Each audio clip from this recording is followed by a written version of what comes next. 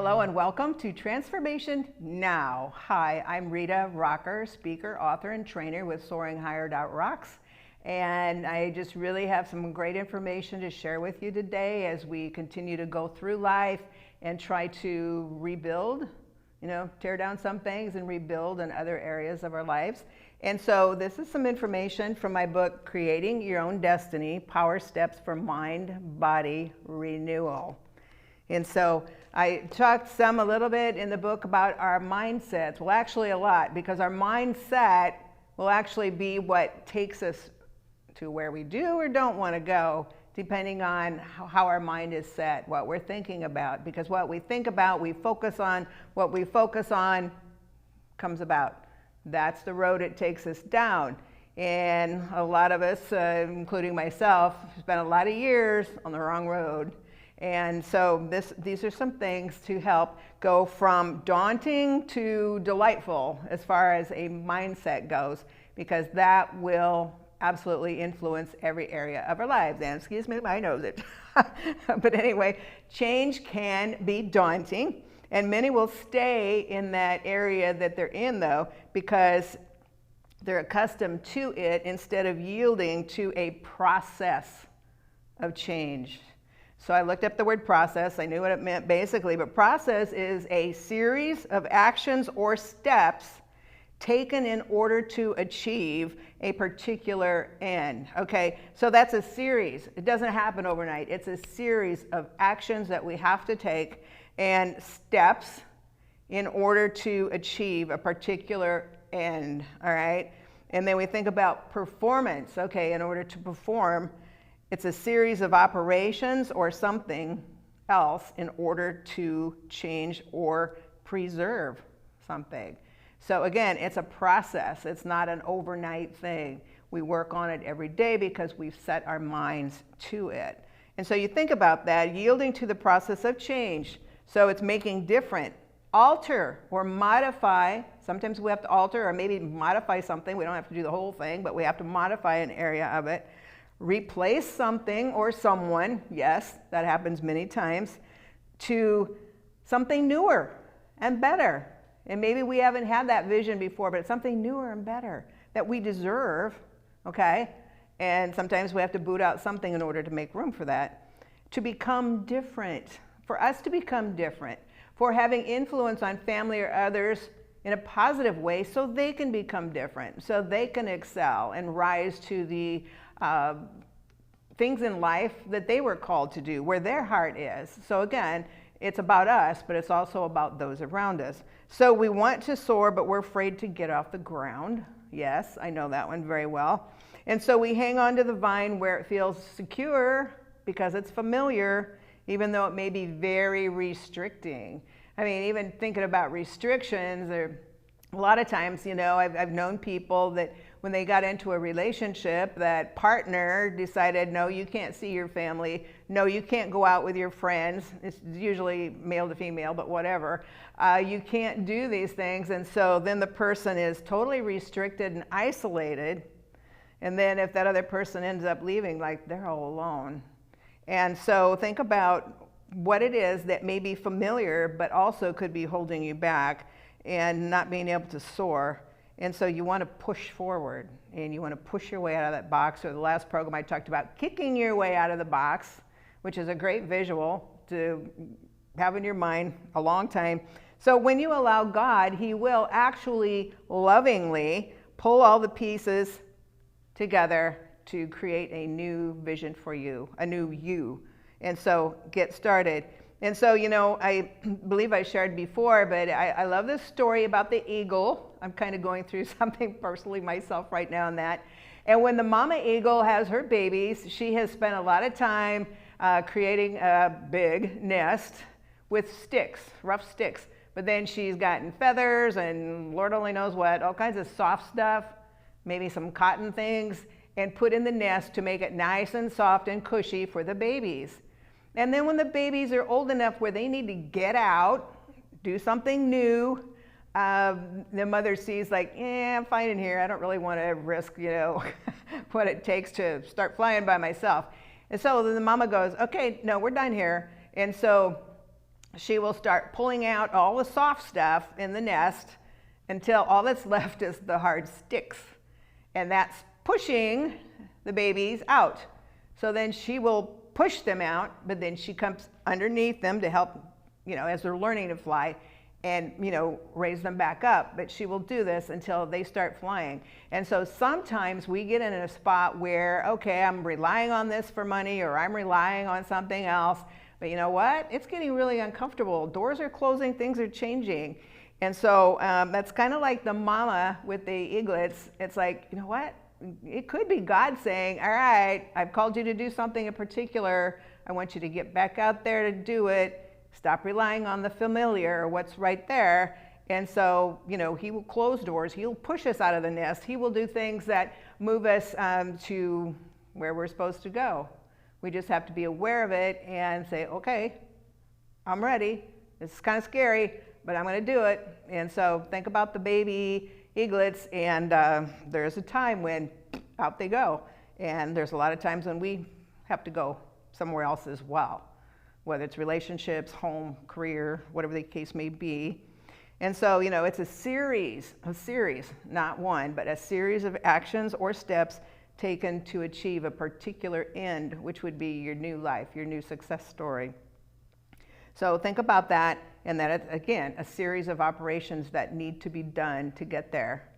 So, you may say, okay, these first 7 days, this first week, make a plan, and then you'll continue from there. But if steps, you might have to look at it several times and go, oh, okay, no, I need to do this. I don't feel like it. I'd like to just sit down, watch some TV, watch some Space Off, but no, this is one of my steps I have to do because I don't want this life anymore. I want a new life. And so, I know all too well what happens when life kicks us hard, beginning at a young age, and my mindset went one way that it shouldn't have, for failure and defeat. I think of mindset now as an emotional storage unit. Think about that.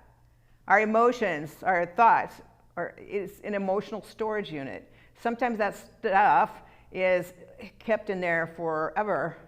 Well, sometimes, just like you see those sales with these places where people go in and they buy a unit and they don't know what's in it, and they find good things and they find bad things in those units. You see some of that on TV. Well, same with us. We have an emotional, mental storage unit. And so sometimes it's a good idea to sit down quietly with a pad and a pen and start thinking, okay, what is in my emotional storage unit? Why am I still behaving this way? Why am I still afraid to go in this direction? Why am I letting other people determine my steps? Why am I letting someone else put glasses on me that they see through, but not that I see through? Who is steering my boat? My lifeboat. Who is steering my boat? Is it me? Is it someone else? I need to take the wheel back. And I love that song Carrie Underwood started her career with, Jesus Take the Wheel, because a lot of times that is so true. Hey, please, you got to take the wheel, okay? Get me back on the right track. And that's an awesome thing to do. So think about that. Things that people say, how they treat us, what's done to us is just a blip on life's radar, just a little bloop on life's radar. And so it's not something that should lead us into a particular direction to last our whole lifetime. I've seen that happen, but I've seen a lot of stories where no matter how horrific their lives were, wow, they totally turned it around because that was just a blip that they did not let rule their lives. They said, nope, not going that way anymore. So think about that, and think about the seeds of worthlessness or anything else that might have been planted in your life and go, nope, we're not going there. We're not doing that.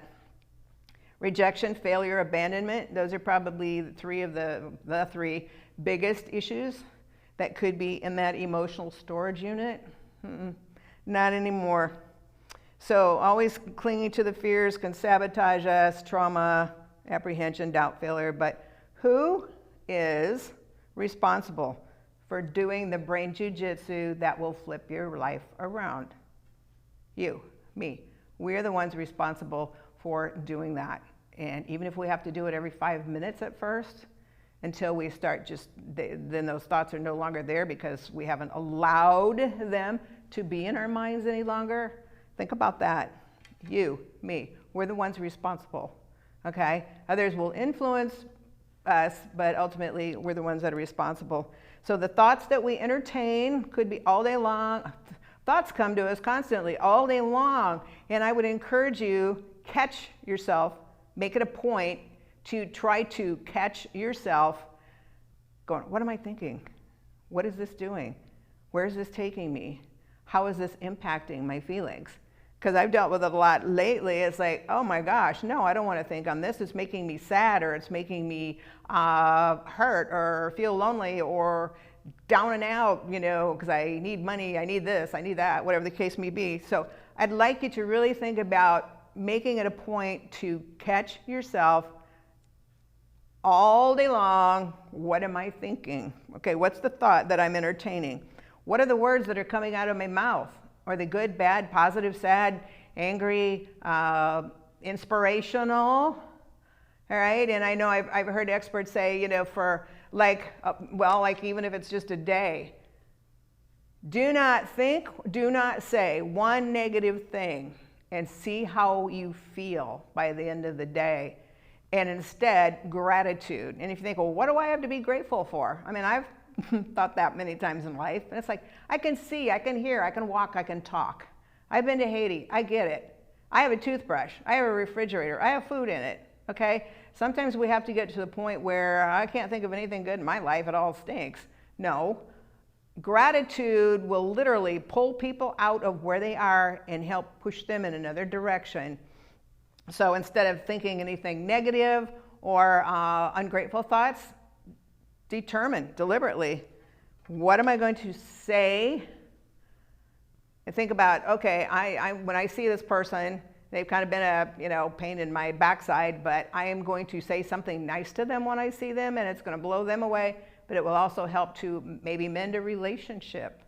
So always think of things. And then what do we write? You know, I was listening to something yesterday from a book, and a lot of it was about energy and different things, about things that you really want to change in your life. Write them 100 times. You know, and it's,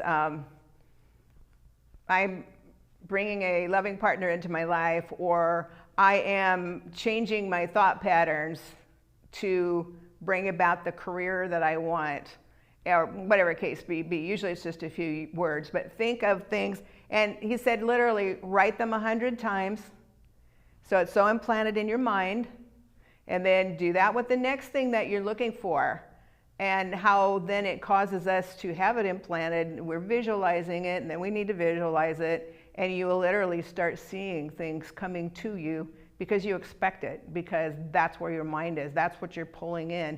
I used to think a lot of that was baloney, but I'm seeing it over and over and over again, how people are changing their lives by, again, changing their thoughts, writing them down. Writing is powerful because you're thinking it, you're seeing it, and you're just watching back and forth, and it's just pushing farther into your mind. And then read them over every day and go from there and create positive thoughts and positive things in your mind.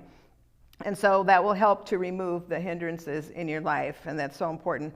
Our view and opinions of ourselves, or our self-perception, and the immediate world around us create our experience, our reality. And so, yeah, our reality might, right now, because of different things going on, might be really uncomfortable, might be really sad, or makes us frustrated. But that's temporary. I remember so much of that I had gone through when my late husband had been suffering and dying from cancer, and I was down in Oklahoma for weeks, you know, trying to sleep in his room, and it was awful. And I felt like God and everybody else had abandoned me.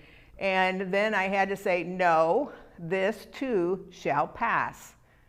I'm not going to be in this situation the rest of my life. This too shall pass. And a lot of times when people end their lives, it's not that they want to die, it's just that they can't stand living in that situation any longer. But if you stop to think, this too shall pass, nothing can stay that way forever. It can really help give you peace in knowing, okay, this isn't a lifetime sentence.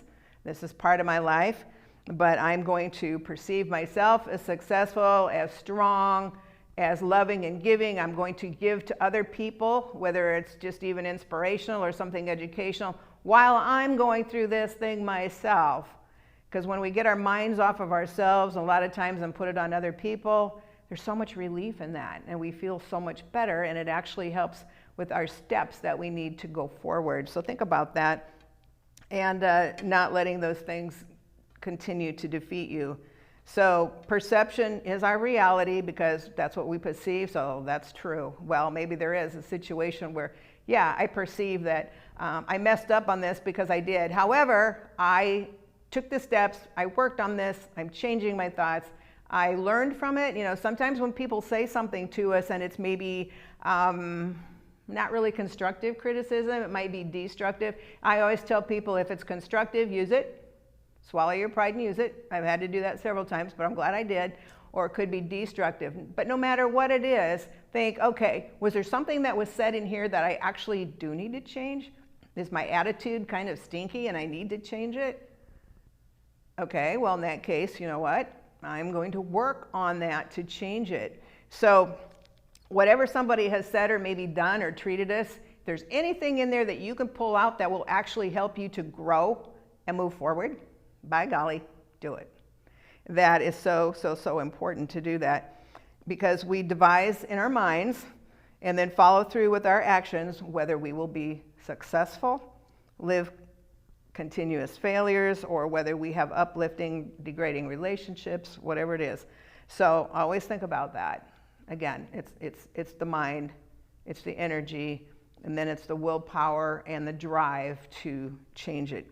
So when we replace the words we think, again, like I've been talking about a lot in the last few programs, or write or speak, science, through so many studies, science throughout the years has proven that we literally change how our brain works and the kind of outcome that our thoughts, words, and actions will bring about.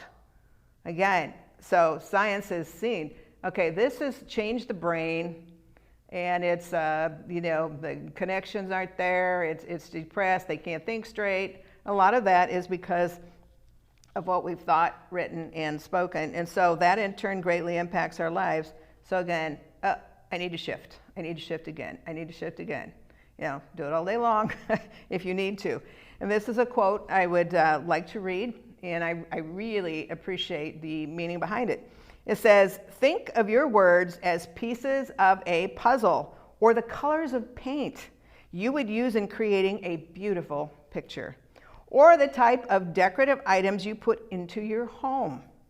Are they colors and items that make you feel good? Yes, it can greatly affect how you feel, and I have to agree totally with that one. Or are they black, white, and gray, lifeless, and filled with hurt and disappointment? Even in illness or lack, we can say, no, I am not dwelling in this state.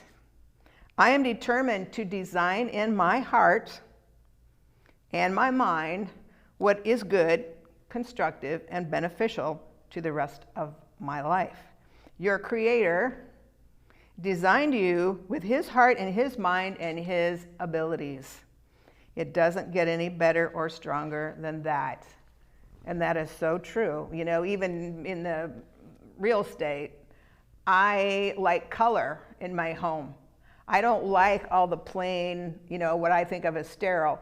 A lot of people like it. It can look very attractive, very pretty. But for me, I need color. I need, you know, I kill plants, so I don't have much that's real in that respect. But whether it's paintings or whatever it is, it has to have color in it because that makes me feel good. So what makes you feel good? You know, add that color into your life. It could be, you know, maybe for a woman, just a colorful new red dress. I mean, really, sometimes something like that can even impact your life in a positive way. You feel better. People treat us differently with colors too. I did a lot with wardrobe classes years ago, and you know, and it was like one study showed that every time this woman wore a red dress, her boss treated her like he was annoyed. And then she finally realized that it had something to do with something in his mind, his brain, that had something to do with, you know, it triggered something in his mind and another person and all that. And so that was why. So a lot of times people will treat us not only the way we treat ourselves, but they're influenced by colors that we wear or styles that we wear. And, when I was reading all this, I thought, it's true stories. It was research. And I thought, wow, but a long time ago, I think I shared maybe a couple of years ago, that when I worked at a big, infamous, now defunct corporation in Omaha, I worked in human resources. And there was a gentleman that came in. He had all the education. He had all the experience work-wise to do a good job with this particular job opening. And Beth, the lady who was interviewing him, decided that she was not going to hire him. And I said, why? He has everything you're looking for. And she said, because, especially when polyester was a little more, not mixed with cotton so much and stuff. We get those little fuzz balls, from friction on like a collar. And she said, I noticed that he had some of those little fuzz balls on his collar. And to me, that shows a lack of attention to detail. I mean, he had sent her a thank you note. He even sent flowers. I was just shocked that she would not hire him because of some fuzzballs on his collar. But it is amazing how many people will make judgments of silly things like that. Like the guy who was a popular musician a long time ago, and then he was a hairdresser by day, and he goes, you know what I look for first in a woman? And of course I was expecting some really crude answer. And he said, her teeth and her hands. I went, what? He said, because if her teeth and her hands are well taken care of, she cares a lot about who she is and what she does. And I'm like, really? But it was true. So people will make so many judgments about us by just how we walk, how we stand, how we, what we're doing with our body signals. Are we closed off? Are we open to having them approach us and talk to us? Are our eyes in a slit? Are our eyes rolling around? Is somebody talking to us and we're on our phone or looking over that way? You see a lot of that even in restaurants. So think about all of those things, the judgments people can make. Many of them are wrong. A lot of times people are wrong in their judgments, but it happens every day. I remember when I met a lady, it was something to do with human resources that I was working with, an organization, and she was an expert that had to do with more social help, young people. And but when I looked at her, and I made the mistake of doing that, her hair was just kind of long and stringy. She wasn't dressed professional at all, and I had made judgments about, well, I wonder what she has to offer, because I was looking at her. And then, she opened her mouth. I heard of her qualifications and everything she was doing. I made a big mistake being judgmental when she was certainly very capable, very educated. And I'm like, wow, I really messed up there in my thoughts. So think about that kind of thing too. And watch people. I watch people. I'm a people watcher. But I love doing that because you can see how they're reacting to you, how they react to other people, and you go, why did they react that way? And then stop and think. Was it something that was said, done? Maybe they're just being judgmental and they don't want anybody to be successful with them. But watch, always watch. And sometimes even with television, there's been times, especially with an older movie, I would turn the volume off for a couple minutes and I would just watch and think, okay, what kind of messages are they relating to the audience by what their bodies are doing and their facial expressions? It's really fun, and it's kind of amazing because you see what they're doing. They're emoting, they're showing emotions. And so watch all the time, and you will learn a lot just from that and seeing people's behaviors. So always think about that, developing positive where the negative has been. And then you can overcome fears of rejection, failure, and the opinions of others. And so fear and faith both project into the future, and what we say is what we get. So again, fear and faith both project into the future, and what we say is what we get. And so think about that. And when I read that, I'm going, well, okay, yeah, I guess they do. And I don't want to project fearful thoughts and negative thoughts. And so I want to get what I say as something that's positive and that's good and that it's fruitful. So bring those things in to your mind, the positive ones, and see those things as they start manifesting. But remember, you shape your life by the choices that you make. And that has really hit me a lot, especially lately. What am I doing? What am I thinking about? And so you shape that. And which emotions will I allow to get stronger? and which emotions am I going to kick to the curb and go, nope, you can't do that anymore. So the more fervent ones win. The more fervent thoughts and emotions are the ones that are going to win in your life. And so what do you want to win? I love that saying too, the most fervent ones win. Like, yeah, you're right, they do. And so cross over out of the wilderness into the land of transformation, you know, and claim, if nothing else, I'm healthy, I'm wealthy, I'm wise. You might not be wealthy, you might be poor, you might have health issues. I know I do. However, and I am greatly loved, and focus on that and take it like a medicine as often as needed. And honestly, it really does make a huge difference in your life. So I look forward to seeing you again. Have a very blessed week and see you soon.